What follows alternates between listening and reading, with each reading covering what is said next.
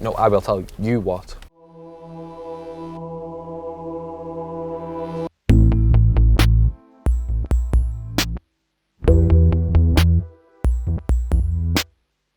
So, it's 1998, Titanic's in the cinemas, Google's just gone live on the internet, and the Suzuki Jimny has just come to the UK. Seems like 98 was a pretty good year, considering Titanic broke all box office records, Google sent Jeeves into early retirement, and the Suzuki Jimny has been sold 3 million times worldwide ever since. Now, cult status usually stands for a niche product that car makers move away from after a certain amount of time. Even Skoda have canned the Yeti to make way for the new Karoq. This is yet to happen to the Jimny. It's in its third generation, and Suzuki seem to have no plans of finishing production anytime soon. This press car has a 17 plate and less than 1,000 miles on the clock.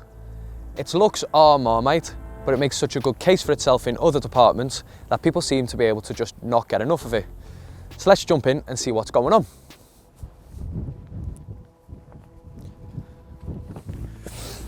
So, before we get to driving, I thought I'd quickly run through what it's like inside.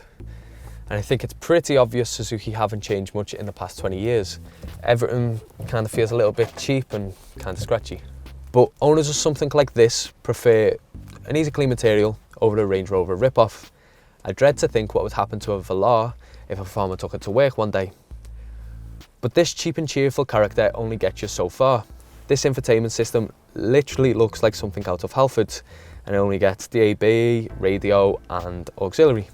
There isn't a lot of adjustment in the driving position either, and the seats lack lumbar support, so on a long journey you're probably going to get a bit of a sore back.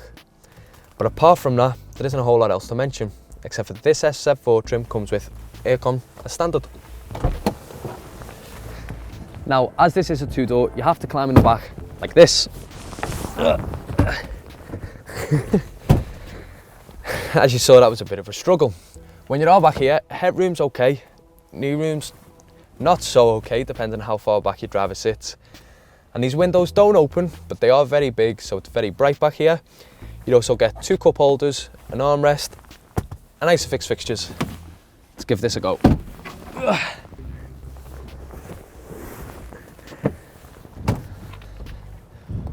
So the first thing you're going to notice back here is this full-size spare wheel. The second thing is this very awkward boot opening. The third thing is just how small 113 litres actually is. The fourth thing is that these seats fold 50-50. The sixth thing is that I didn't say a fifth thing, or a seventh thing, or an eighth thing, or a ninth thing, or a 10th thing, because apparently we're not allowed to do top 10s, according to Sam Brooks.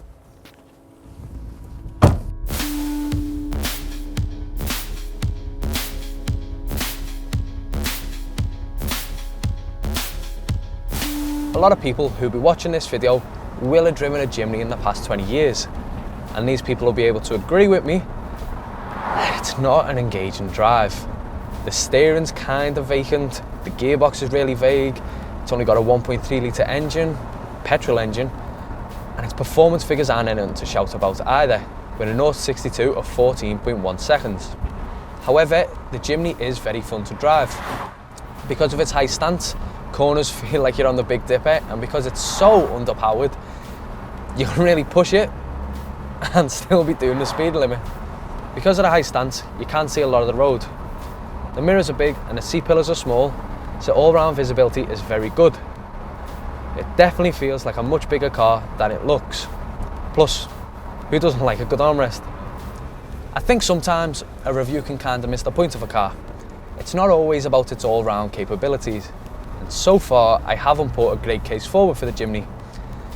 But it's sold 3 million worldwide. There must be something that makes it so attractive to buyers, right? I'll tell you what it is. Its ability to go off-road. It's incredible.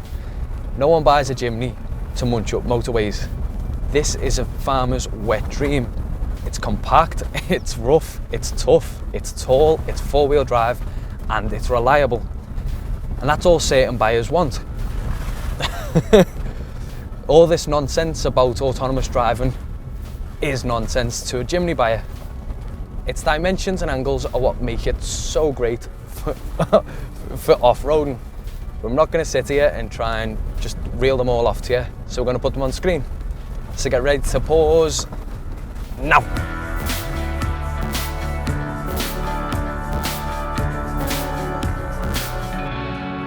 To go along with these figures, the Jimny Cricket has optional four-wheel drive modes. Normal four-wheel drive with higher gear ratios and 4L mode with lower gear ratios for when the going gets really tough. All of this and the fact that it's built on an old school body on chassis construction really does mean the Jimny is one of the best off-roaders out there today. Economy is claimed around 39.8 mpg, but if you're stuck in 4L mode most of the time, you're going to get nowhere near that. Emissions are set at 162 grams per kilometre, so no doubt each month it's going to stink you a little bit more than something like the Suzuki Ignis. In terms of pricing, not many off-roaders can compete with the Jimny. It starts from around £13,000, whilst our car costs £14,784. The Jimny is one of them cars that doesn't do everything well, but what it does do well, it does incredibly. It was launched in 1998 and it hasn't changed much since. I mean, its radio doesn't even have Bluetooth, but that's part of its charm. It's also probably the easiest car to park in the world. Chances are, if you're after a Jimny, you'll settle for nothing less. It's a cult classic and rightly so belongs safely in Suzuki's Hall of Fame.